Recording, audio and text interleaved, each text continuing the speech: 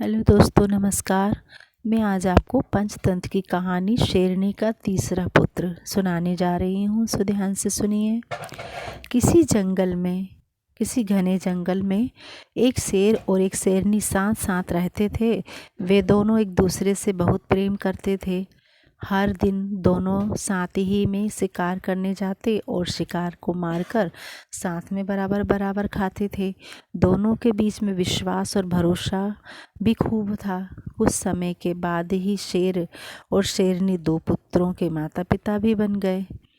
जब शेरनी ने बच्चों को जन्म दिया तो शेर ने उससे कहा कि अब तुम शिकार पर मत जाना। घर पर रहकर खुद ही बच्चों की देखभाल करना। मैं अकेले ही हम सब के लिए शिकार लेकर आऊँगा। और शेरनी ने भी शेर की बात मान ली और उस दिन से शेर अकेले ही शिकार के लिए जाने लगा।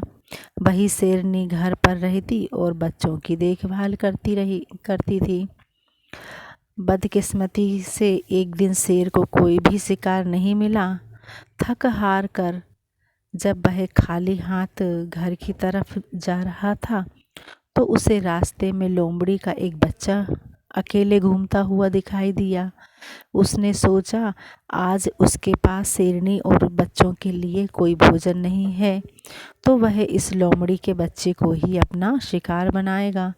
शेर ने लोमड़ी का बच्चा पकड़ा, लेकिन वह बहुत छोटा था जिस वजह से वह उसे मार नहीं सका।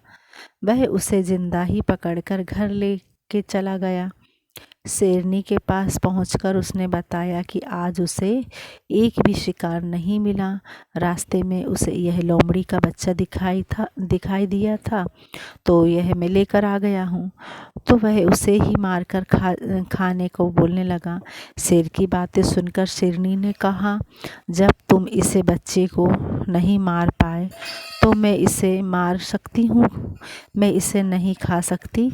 इसे भी मैं अपने दोनों बच्चों की तरह पाल पोस कर बड़ा करूँगी और यह अब से हमारा तीसरा पुत्र होगा।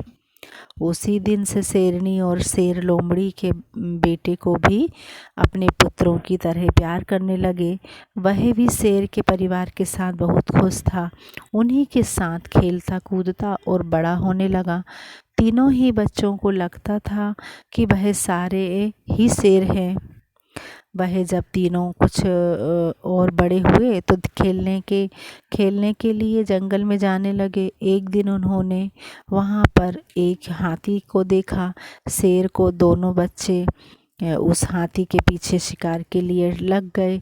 वही लोमड़ी का बच्चा डर के मारे उन्हें ऐसा करने से मना कर रहा था, लेकिन शेर के दोनों बच्चों ने लोमड़ी के बच्चे की बात नहीं मानी और हाथी के पीछे लगे रहे। और लोमड़ी का बच्चा वापस घर लौटकर शेरनी माँ के पास आ गया। कुछ देर बाद जब शेरनी के दोनों बच्चे भी वापस आए तो उन्होंने जंगल वाली बात अपनी माँ को बताई। उन्होंने बताया कि वह हाथी के पीछे गए, लेकिन उनका तीसरा भाई डर कर घर वापस आया। इसे सुनकर लोमड़ी का बच्चा गुस्सा हो गया। उसने गुस्से में कहा कि तुम दोनों जो खुद को बहादुर बता रहे हो, मैं तुम दोनों को पलटकर ज़मीन पर गिरा सकता हूँ। लोमड़ी के बच्चे की सुनकर शेरनी ने उसे समझाया कि उसे अपने भाइयों से इस तरह की बात नहीं करनी चाहिए। उसके भाई झूठ नहीं बोल रहे हैं, बल्कि वे दोनों सच ही बता रहे हैं। शेरनी की बात भी लोमड़ी के बच्चों को अच्छी नहीं लगी। गुस्से में उसने कहा, तो क्या आपको भी लगता है कि मैं डरपोक हूँ और हाथी को देखकर डर गया था?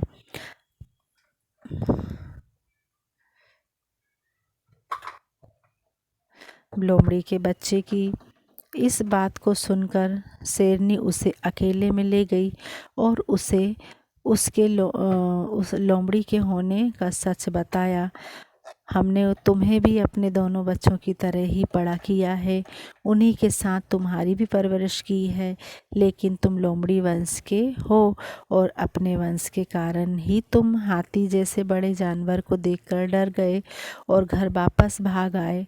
वहीं तुम्हें दोनों भाई शेर के वंश के हैं, जिस वजह से वह हाथी का शिकार करने के लिए उनके पीछे भाग गए थे। तो शेरनी ने आगे कहा कि अभी तक तुम्हारे दोनों भाइयों को तुम्हारे लोमड़ी होने का पता नहीं है। जिस दिन उन्हें यह पता चलेगा वह तुम्हारा भी शिकार कर सकते हैं, इसलिए अच्छा होगा कि तुम यहाँ से जल्द ही भाग जाओ और अपनी जान बचा लो। शेरनी से अपने बारे में सच सुनकर लोमड़ी का बच्चा डर गया और मौका मिलते ही वह रात में वहाँ से छिपकर भाग गया।